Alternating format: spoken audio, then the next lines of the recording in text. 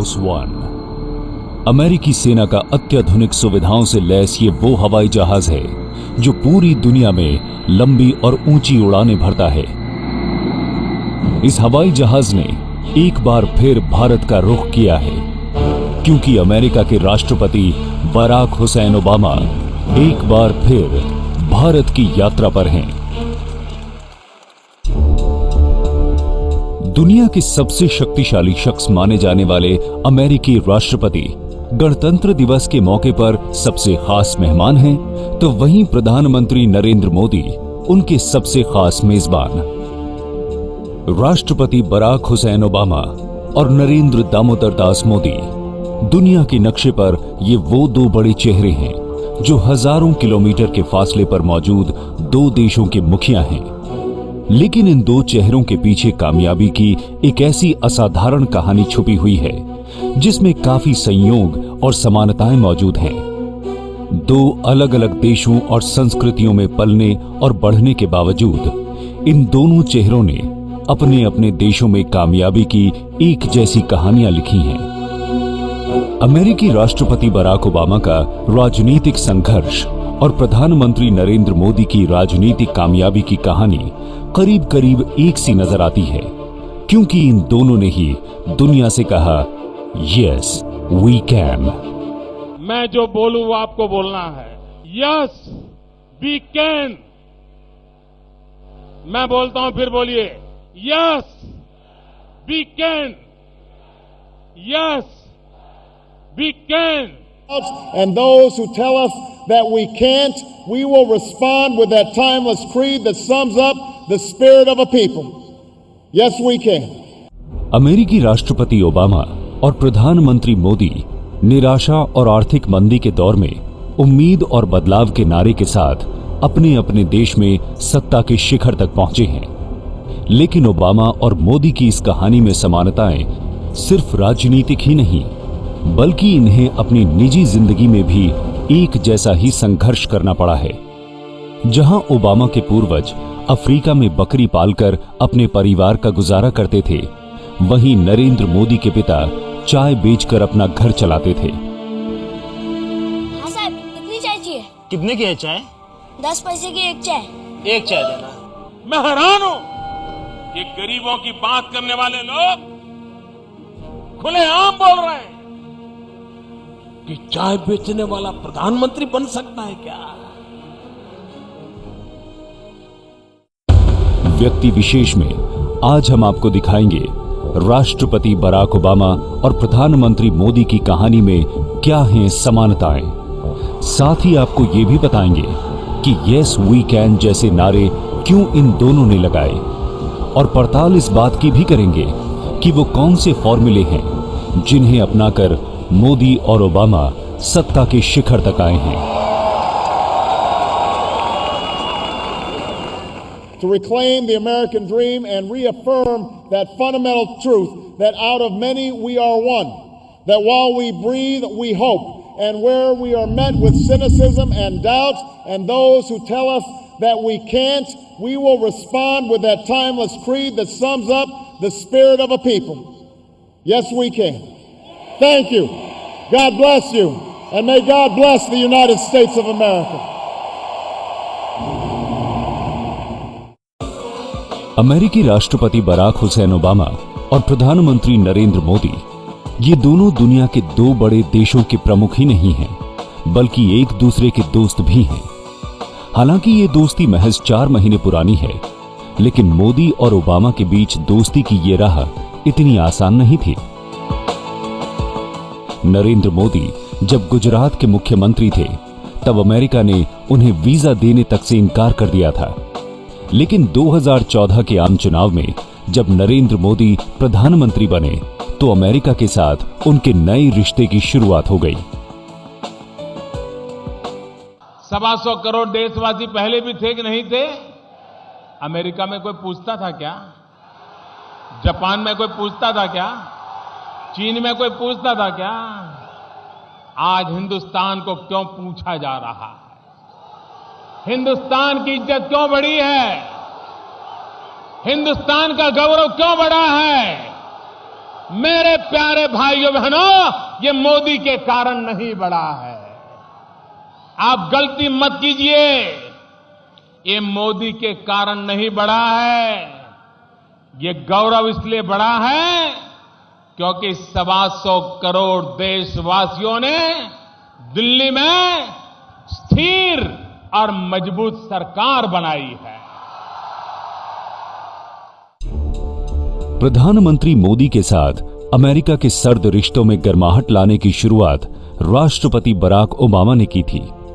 Barack Obama ने मोदी को न सिर्फ चुनाव जीतने की शुभकामनाएं दी थी, बल्कि अमेरिका आने का न्योता भी दिया था और एक के बाद एक अपने दूत भी भारत भेजे थे। नरेंद्र मोदी के प्रधानमंत्री बनने के 2 महीने के अंदर ही अमेरिका की सहायक विदेश मंत्री निशा देसाई बिस्वाल, पूर्व रक्षा मंत्री चक हेगल और विदेश मंत्री जॉन कैरी भारत के दौरे पर आए। और इसके बाद जब पिछले साल सितंबर में प्रधानमंत्री मोदी ने अमेरिका की यात्रा की, तो भारत अमेरिका संबंधों में नई ऊंचाइयों का संदेश देते नजर आए। बराक ओबामा अमेरिका के पहले राष्ट्रपति हैं जो गणतंत्र दिवस के मौके पर भारत के मेहमान बने हैं और प्रधानमंत्री नरेंद्र मोदी उनके मेजबान हैं। मेहमान और मेजबान बने इन 2 राष्ट्र प्रमुखों की जिंदगी पर अगर नजर डालें तो इनके संघर्ष और कामयाबी की कहानी में बहुत सारी समानताएं साफ नजर आती हैं। राजनीति की दुनिया में दोनों कम उम्र हैं। नरेंद्र मोदी 64 साल के तो ओबामा 53 साल के हैं।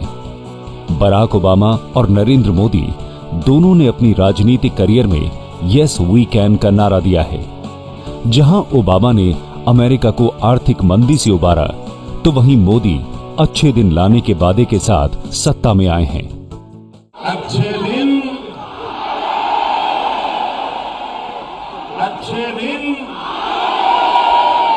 You'll stand with me and fight by my side and cast your ballot for me, then I promise you, we will not just win Florida, we will win this election, and together we will change this country and change the world.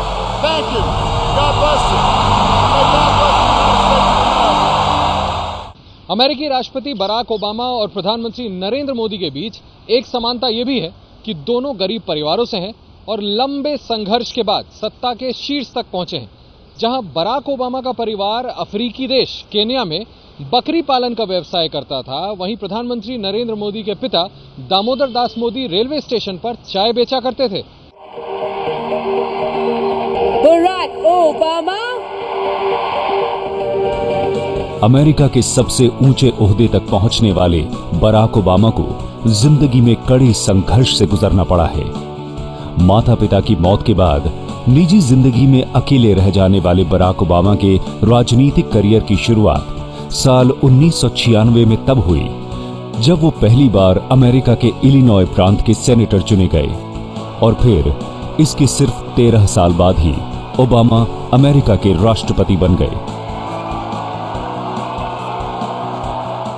हालांकि Barack Obama के उलट नरेंद्र मोदी ने अपनी party BJP के लिए संगठन कार्य करते हुए लंबा वक्त गुजारा। 2001 में वो गुजरात के मुख्यमंत्री बने और ठीक 13 साल बाद देश के प्रधानमंत्री। I, Barack Hussein Obama, do solemnly swear. I, Barack Hussein Obama, do solemnly swear that I will faithfully देश के सर्वोच्च पद पर पहुंचने से पहले ओबामा और नरेंद्र मोदी दोनों का ही कोई बड़ा राजनीतिक रिकॉर्ड नहीं था। ओबामा ने साल 2009 में अमेरिका के राष्ट्रपति पद की शपथ ली थी। Raise your right hand. Narendra Damodar Das Modi और नरेंद्र मोदी 2014 में देश के प्रधानमंत्री बने हैं। लेकिन दुनिया के 2 बड़े लोकतांत्रिक देशों के ये 2 बड़े नेता राजनीतिक जोखिम उठाकर और अपनी हिम्मत और हौसले के दम पर ही देश के शीर्ष पद तक पहुंचने में कामयाब रहे हैं। मैं जो बोलूं वो आपको बोलना है।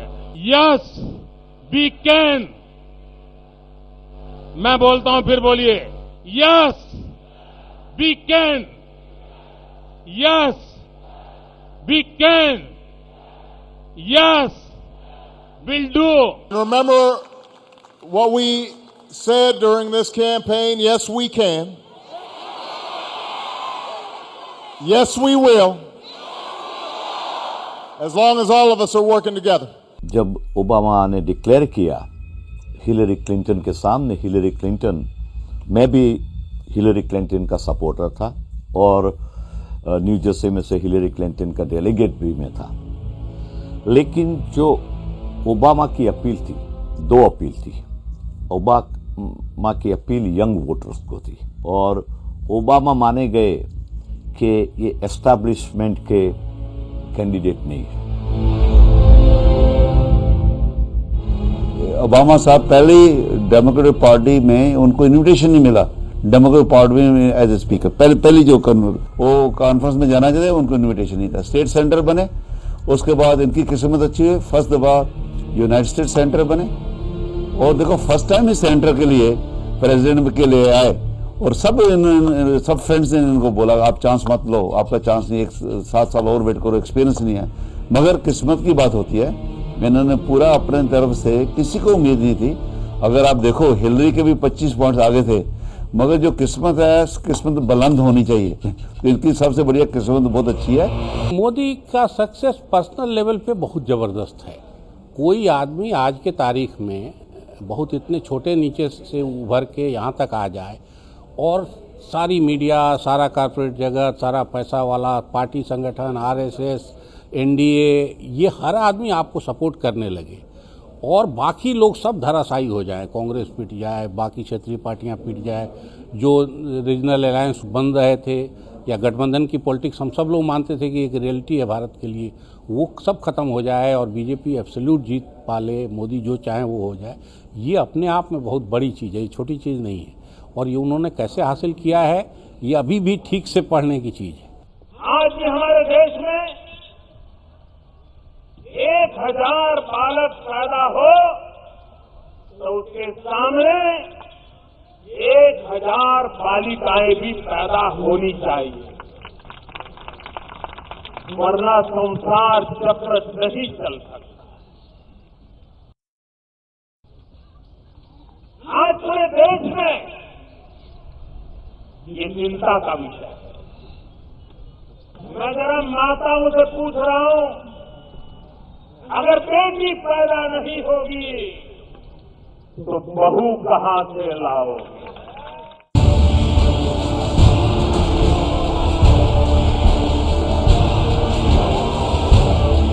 मां बेटे की सरकार ने अपने 10 साल के काम का हिसाब देना चाहिए कि नहीं देना चाहिए?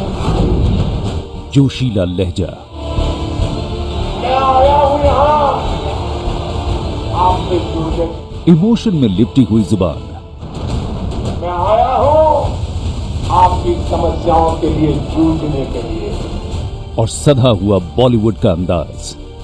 नरेंद्र मोदी की ये डायलॉग डिलीवरी हिंदी सिनेमा के महानायक अमिताभ बच्चन की याद दिलाती है। गंगा मैया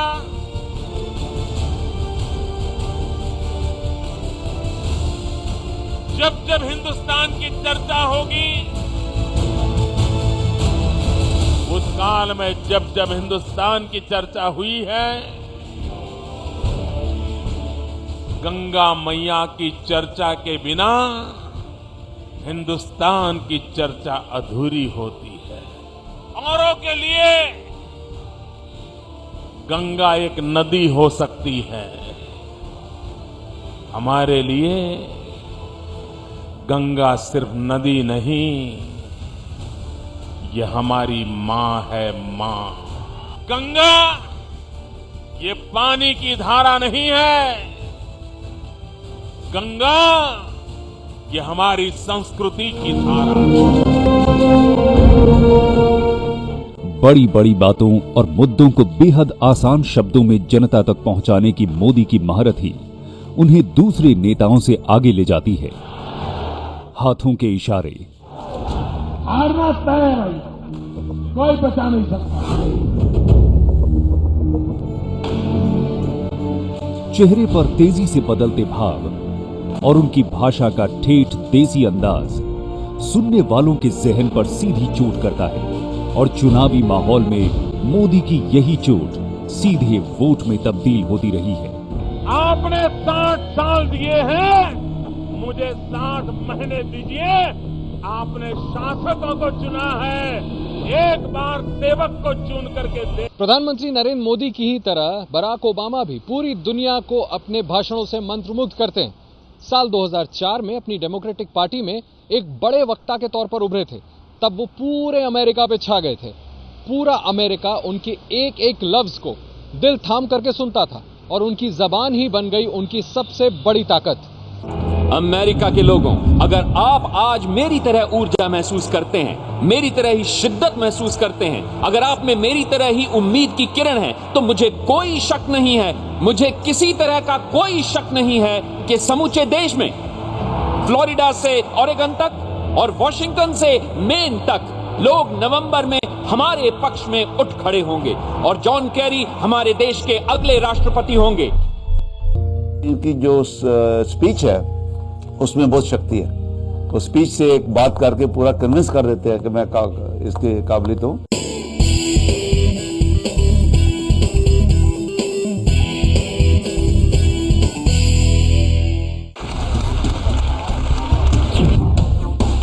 नरेंद्र मोदी और बराक ओबामा सोशल मीडिया पर भी बेहद लोकप्रिय हैं।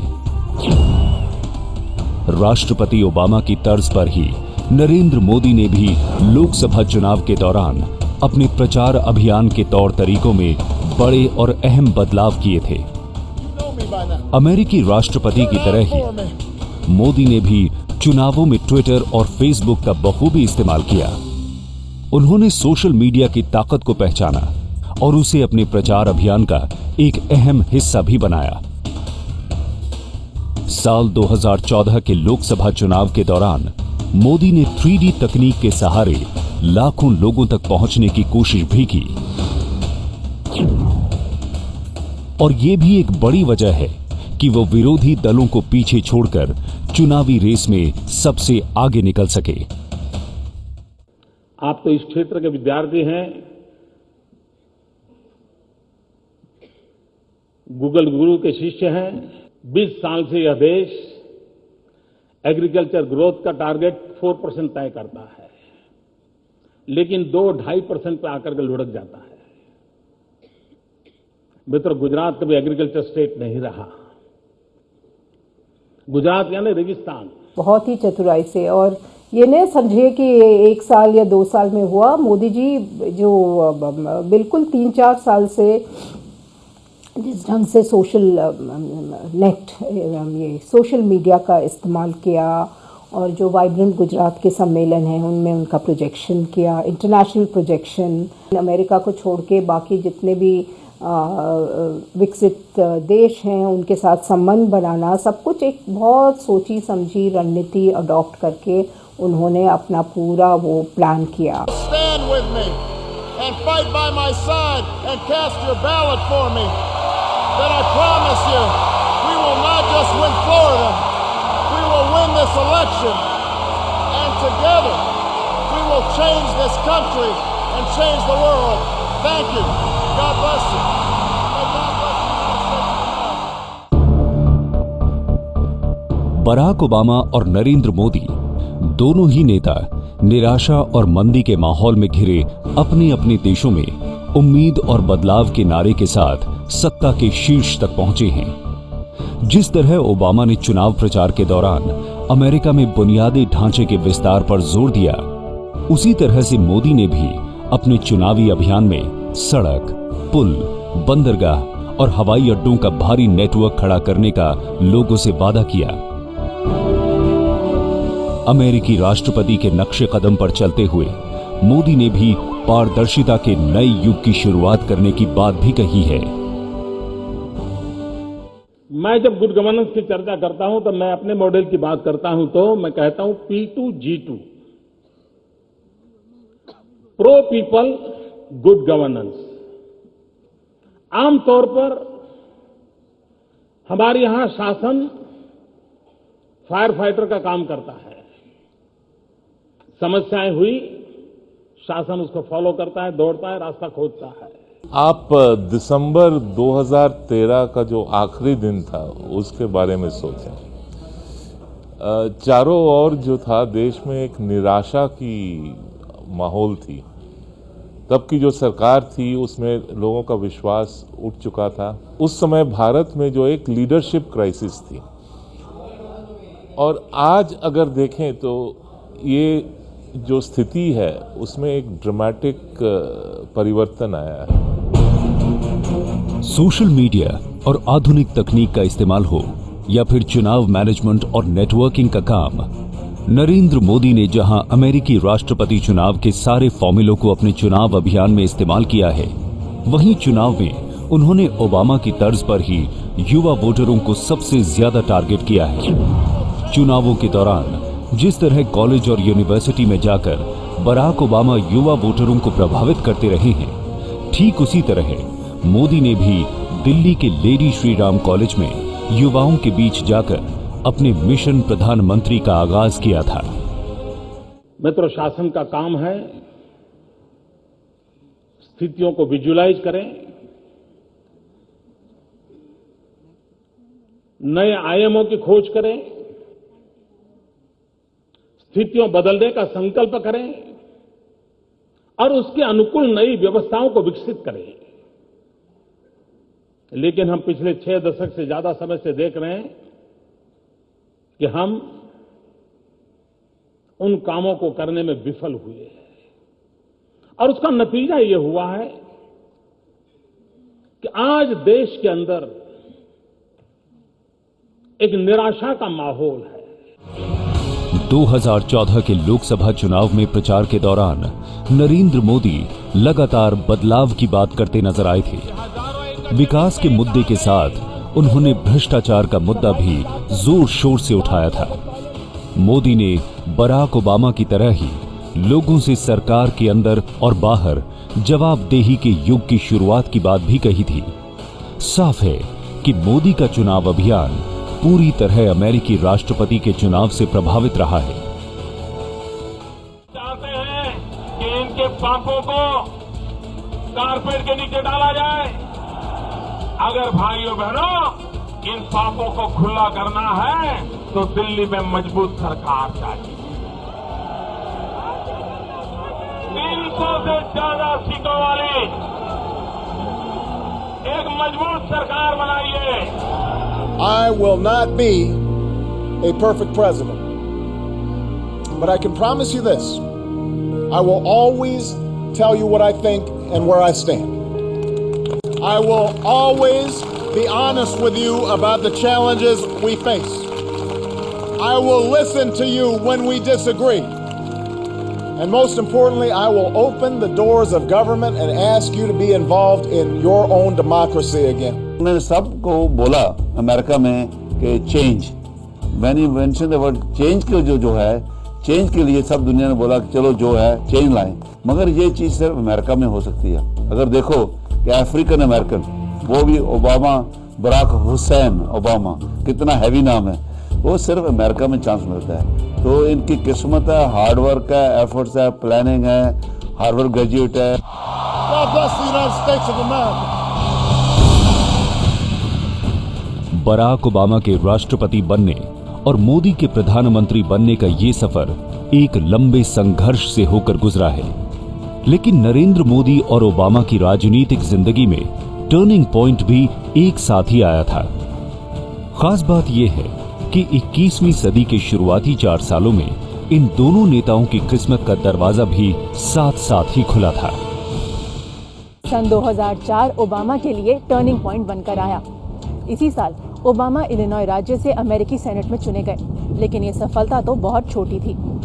सन 2004 ओबामा के लिए इसलिए भी अहम है क्योंकि इसी साल अमेरिका में राष्ट्रपति पद का चुनाव हो रहा था और ओबामा को डेमोक्रेटिक पार्टी के उम्मीदवार जॉन कैरी की सभाओं में भाषण देने का गोल्डन चांस मिला। अमेरिका के लोगों, अगर आप आज मेरी तरह ऊर्जा महसूस करते हैं, मेरी तरह ही शिद्दत महसूस करते हैं, अगर आप में मेरी तरह ही उम्मीद की किरण है, तो मुझे कोई शक नहीं है, मुझे किसी तरह का कोई शक नहीं है कि समूचे देश में, फ्लोरिडा से ओरेगन तक और वॉशिंगटन से मेन तक, लोग नवंबर में हमारे पक्ष में उठ खड़े होंगे और जॉन कैरी हमारे देश के अगले राष्ट्रपति होंगे। ओबामा पहली बार जब इलिनॉइस में से सेनेटर बने, उसके बाद जो इलेक्शन आया, जो वाइस प्रेसिडेंट गोर बुश के सामने लड़ रहे थे, और जो डेमोक्रेट पार्टी का कन्वेंशन हुआ, उसमें की नोट स्पीकर ओबामा ने किया, और जो ओबामा ने जो की नोट स्पीच दिया वो इतना पावरफुल था कि सारे Democrat party through out America में सबको लगा कि ये उभरता हुआ नया स्टार है। अमेरिका में साल 2004 में हुए राष्ट्रपति पद के चुनाव में डेमोक्रेटिक पार्टी के उम्मीदवार जॉन कैरी रिपब्लिकन पार्टी के उम्मीदवार जॉर्ज डब्ल्यू बुश से मात खा गए थे, और जॉन कैरी की इसी हार के साथ ही बराक ओबामा की किस्मत के दरवाजे भी खुल गए थे। बराक ओबामा, ये बराक ओबामा का वक्त है। It's Obama time.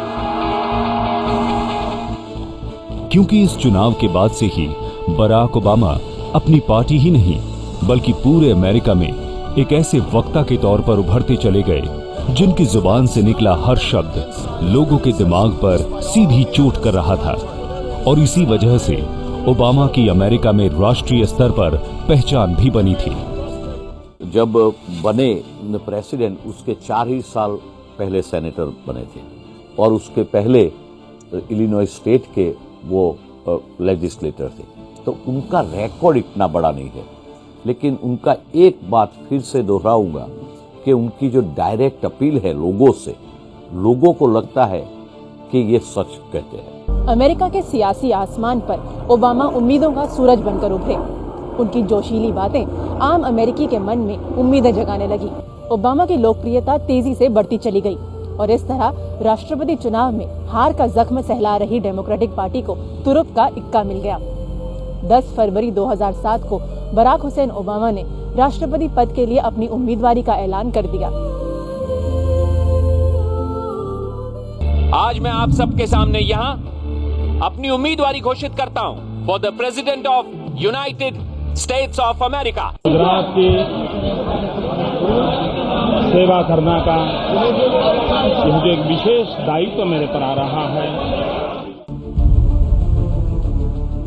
साल 2004 राष्ट्रपति बराक ओबामा के करियर में टर्निंग पॉइंट था, तो वहीं साल 2001 नरेंद्र मोदी की जिंदगी में टर्निंग पॉइंट बनकर आया था। अक्टूबर 2001 में केशुभाई पटेल को हटाकर मोदी को पहली बार गुजरात का मुख्यमंत्री बनाया गया था। उस वक्त राज्य में बीजेपी की हालत खराब थी। पार्टी जिला पंचायतों और नगर निगम के चुनाव हार चुकी थी। गुजरात में साल 2003 में विधानसभा चुनाव होने थे, जिसमें बीजेपी को जीतने की जिम्मेदारी मोदी को सौंपी गई थी। लेकिन 2003 ही नहीं, 2007 और 2012 के विधानसभा चुनावों में भी नरेंद्र मोदी बीजेपी को जिताने में कामयाब रहे। साल 2007 में पहली बार बराक ओबामा ने अमेरिका के राष्ट्रपति पद के लिए डेमोक्रेटिक पार्टी की तरफ से अपनी उम्मीदवारी पेश की थी, लेकिन उनकी राह आसान नहीं थी, क्योंकि डेमोक्रेटिक पार्टी की तरफ से ही हिलेरी क्लिंटन ने भी अपना दावा ठोक दिया था अमेरिका के राष्ट्रपति पद के उम्मीदवार के लिए। साल 2007 में डेमोक्रेटिक पार्टी की तरफ से राष्ट्रपति पद का उम्मीदवार बनने के लिए हिलेरी क्लिंटन और बराक ओबामा के बीच जबरदस्त होड़ लगी हुई थी। पूर्व राष्ट्रपति बिल क्लिंटन की पत्नी हिलेरी अमेरिका की फर्स्ट लेडी रह चुकी हैं, इसीलिए ये मुकाबला बहुत सख्त था। लेकिन बराक ओबामा ने अपने बुलंद इरादों और तीखे भाषणों के दम पर हिलेरी क्लिंटन जैसी दमदार प्रतियोगी को भी पछाड़ दिया था। How many schools would that build? How many hospitals? How many people could get health care? How many college scholarships could we give our youth? It's time for us to invest some of that money right here in America. America में Barack Obama के सामने जहां Hillary Clinton जैसी बड़ी शख्सियत खड़ी थी, ठीक इसी तरह नरेंद्र मोदी के सामने बीजेपी के दिग्गज नेता लाल कृष्ण आडवाणी दीवार बनकर खड़े हो गए थे। लेकिन मोदी ने भी बीजेपी की धुरी रहे आडवाणी को पछाड़कर प्रधानमंत्री पद की उम्मीदवारी का ये किला जीत लिया था। संसदीय दल ने यह फैसला किया है कि श्री नरेंद्र मोदी को आगामी लोकसभा चुनाव के लिए प्राइम मिनिस्ट्रियल कैंडिडेट के रूप में प्रोजेक्ट किया जाए। इस समय सारे देश में जो जनता का मूड है, उस मूड को देखते हुए और साथ ही साथ अपने पूरे कैडर की जनभावनाओं को देखते हुए भारतीय जनता पार्टी के संसदीय बोर्ड ने यह फैसला किया है। जून 2013 में नरेंद्र मोदी को बीजेपी ने सेंट्रल इलेक्शन कैंपेन कमेटी का चेयरमैन नियुक्त किया था। बीजेपी के सीनियर नेता लाल कृष्ण आडवाणी और बीजेपी के दूसरे कई सीनियर नेता इसके विरोध में थे, लेकिन आडवाणी के विरोध को दरकिनार करते हुए 13 सितंबर 2013 को बीजेपी ने मोदी को प्रधानमंत्री पद के लिए अपना उम्मीदवार भी घोषित कर दिया था। Responsibility for our children's success doesn't start in Washington. It starts in our homes.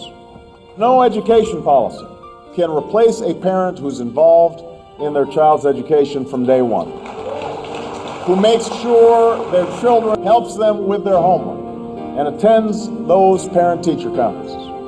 No government program can turn off the TV set or put away the video games or read to your children. 6 साल पहले जब Barack Obama ने साल 2008 में अमेरिकी राष्ट्रपति पद का चुनाव लड़ा था, तब पूरी दुनिया आर्थिक मंदी की चपेट में थी। अमेरिका में भी निराशा का माहौल था। ऐसे माहौल में बराक ओबामा ने अपने देश को आर्थिक मंदी से निकालने और सत्ता परिवर्तन का नारा दिया था।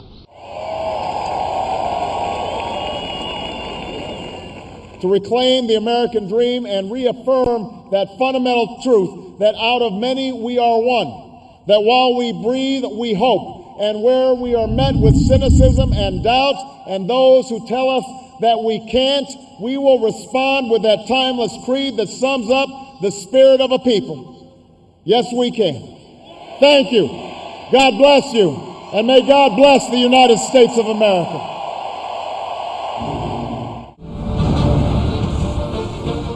बराक ओबामा के अमेरिका का राष्ट्रपति बनने के 5 साल बाद जब नरेंद्र मोदी भी प्रधानमंत्री पद की उम्मीदवारी के साथ साल 2014 के लोकसभा चुनाव में उतरे, तो उनके सामने भी चुनौतियां ठीक वैसी ही थी। मंदी, महंगाई, भ्रष्टाचार और कुशासन से परेशान जनता से नरेंद्र मोदी ने अच्छे दिन लाने का वायदा किया और वो चुनाव जीत भी गए। अपनी चुनावी रैलियों में 300 कमल मांगने वाले मोदी को 336 सीटों के बहुमत के साथ प्रधानमंत्री की कुर्सी मिली है।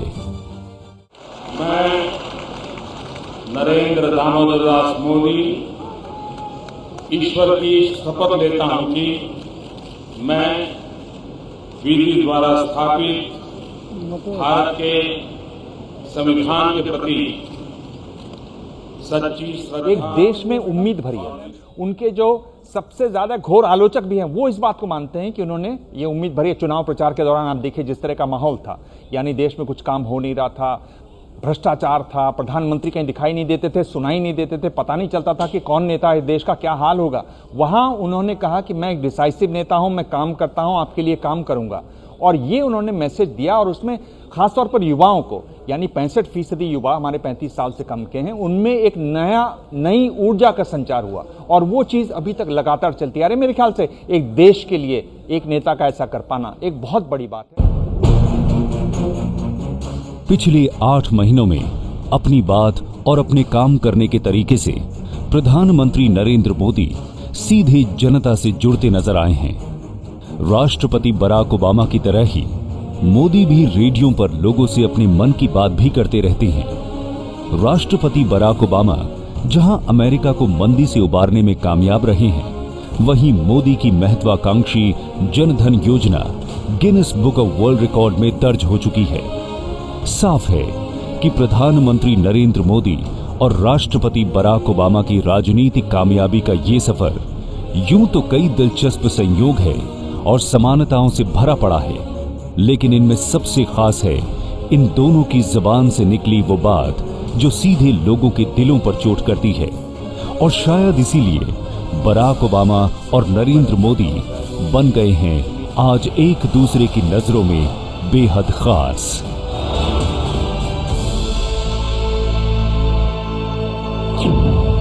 मोदी की ऐतिहासिक जीत से साबित हुआ कि भारत के लोग आर्थिक विकास चाहते हैं। ऐसी सरकार चाहते हैं जो अच्छा शासन दे। उनका चाय वाले से पीएम की कुर्सी तक पहुंचना एक अहम बात है।